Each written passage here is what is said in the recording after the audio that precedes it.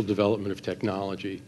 Any technology that's required in infrastructure, substantial infrastructure, to be developed conjointly with the technology has taken 35 to 50 years to reach 25% of the market in terms of commercial development. So that says, going along with what you're saying, this is a long-term prospect and it's a long-term vision to 2050. My question is, given the fact that we are going to need an infrastructure to handle wind, renewable electricity, you're going to need a smart grid, because without a smart grid infrastructure, none of these things are going to happen. It also has to integrate nuclear power and natural gas-fired power, because that's going to be the consistency that's needed. Natural gas vehicles, the chickens and eggs, whether it's LPG, natural gas, that needs to have a fueling infrastructure. CCS, all of these things need infrastructure. Understanding that and understanding the length of time, why don't we focus more on the key infrastructures that need to be created so that these technologies then have a more easy pathway toward commercialization? Now, it's going to make a big investment, but you're also talking about employment. You have to have, from a policy standpoint, an acceptance of a balance of these energy technologies. So you have to have a bit of a change of a mindset from where we are coming today. But infrastructure, if we don't have it, for each one of these technologies, we're going to continue to stagnate and sort of waffle along, and we're going to lack that vision where we need to get to where we go. So why don't we invest more in infrastructure across the technology boards?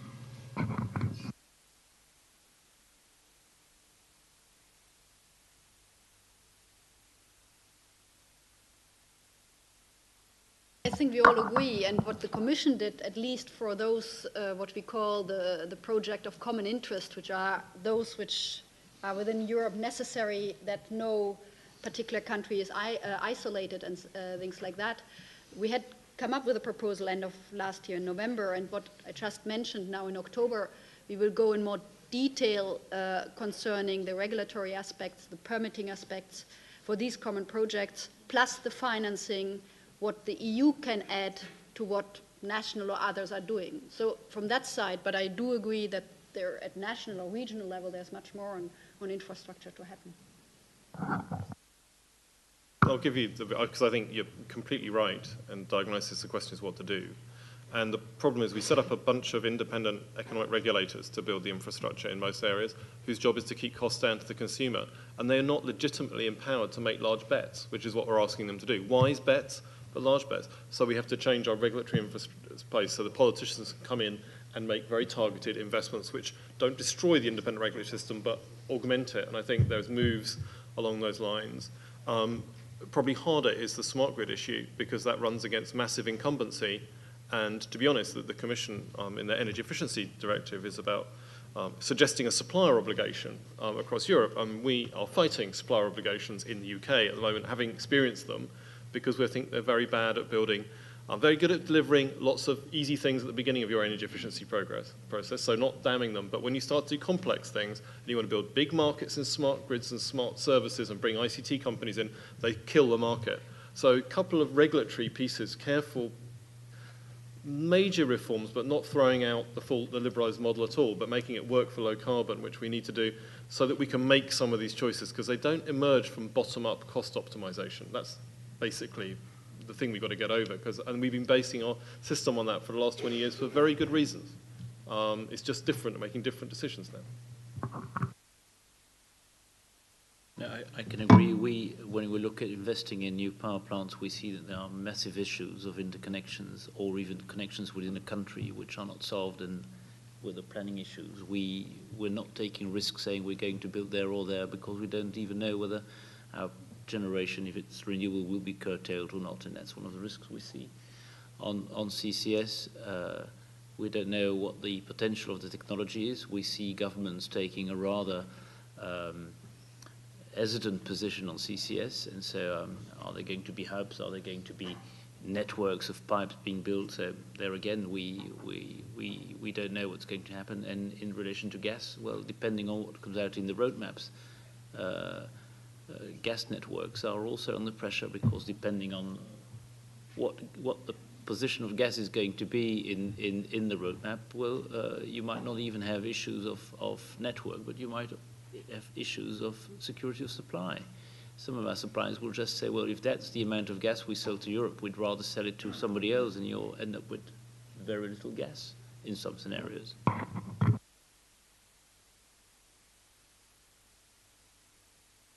Thank you. Thomas Schneider, German Hardcore Association. I would like to pick up one single point of the infrastructure discussion. That's the issue of energy storage. From the current discussion, it appears to me that there's no commercial case for investing into power storage. So Mr. Welch might comment on this. But coming back to now to the Energy Roadmap 2050, Ms. Wörsdorfer, is the Commission tackling this issue of energy storage? Because I think in any of the scenarios, more or less hinging on renewables, energy storage might be a more or less vital case in order to give support to the scenarios of renewable energy by 2050. Thank you. Yes, I completely agree that storage is a key question. Even if we go for further electrification, it's one of the key issues, and we will mention it in the roadmap as well. We will see.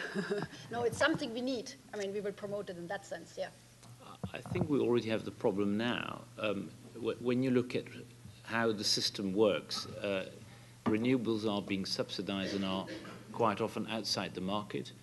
And we see that in different plans and roadmaps, there still be need for thermal generation as backup, as reserve capacity. There will be needs for storage, and there should be somewhere. Today, when you build a renewable wind farm or whatever, finally, the electricity you generate is intermittent and has a higher value than the electricity you generate, roughly for certain, with a thermal plant. What we see today is that the additional cost to the whole system of intermittent generation is not being taken care of. It's not taken into the market value of anything, and so one sees that most of our colleagues and ourselves, we stop investing in thermal generation because we don't see what thermal generation is going to be remunerated. We don't see how storage is going to be remunerated. And we see there is somewhere a new element to be integrated in the renewable environment, which is for security of electricity generation and to have the system keep the lights on. You need backup and reserve and storage and whatever. And all that is today not being taken care of. So we sincerely hope that something will be mentioned in relation to that, because otherwise you might have a lot of wind farms and at a certain moment nothing to do with the electricity that is generated with your wind farms, because there's no mechanism to build a system where you're remunerated for storage or whatever. And I think by and large the whole mechanism or the whole market mechanism is to be reviewed, because today, how does the electricity market work? It's the least efficient plan that is called into the system that determines the price, roughly. It can be gas-powered or whatever, or a diesel-powered unit. Anyway, it's the most expensive unit that determines the electricity price at a given moment. Electricity is a single product, but the price differs at each hour of the day. That's the beauty of the system. Now, when you have a lot of intermittent with no a cost which is roughly zero, how does that fit into the system? Today, it's not being taken care of. If you don't have that market mechanism where the marginal cost of the last unit determines the price of the market, if that doesn't work because you have a lot of renewables, there's a market price which will be close to zero. Well, nobody would invest anyway anymore. That would solve the problems. We go back to candles. So you need a system where you remunerate everything that is essential for the system to work. So we will have a system to remunerate your intermittent generation. You'll have to have systems to remunerate your backup capacity, fast backup capacity. You will have systems or the same system to remunerate your storage. You will need systems to remunerate those units which are necessary when you have a fortnight high pressure in Europe in the middle of the winter and nothing, there's no wind, and so you need something to back up, and it's not by having pump storage or compressed air or batteries in your electric vehicles that will keep the lights on for a fortnight. So you will need something to as backup in order for the whole system to work. And today, this is not taken into account. Now we see governments, the UK, the French government, the German government, the Belgian government, a few governments are thinking, well, we should try to develop something in relation to a capacity remuneration mechanism. The beauty of it is that each and every government is working on its own system as if there were islands. And so I think one of the major elements my neighbor here has is to see how this is all going to work when we'll have 27 different capacity remuneration mechanisms, all none in the different European countries, and then one country subsidizing the capacity of another country because the system is much more profitable. We're in a major issue, and the challenges ahead are so immense. And we don't see how all these elements are going to be put together. And so we say, well, as long as we don't have a clear view of how all this thing is going to work, we're quite happy to invest in wind, and because it's a subsidized system and it gives a reasonable return. But anyway, when you look at the system as a whole on the longer term, there is no visibility, and so people will not invest. And there too, nobody will invest in improving the technologies of storage and all that, because there is no excitement to do so, and the system will need it.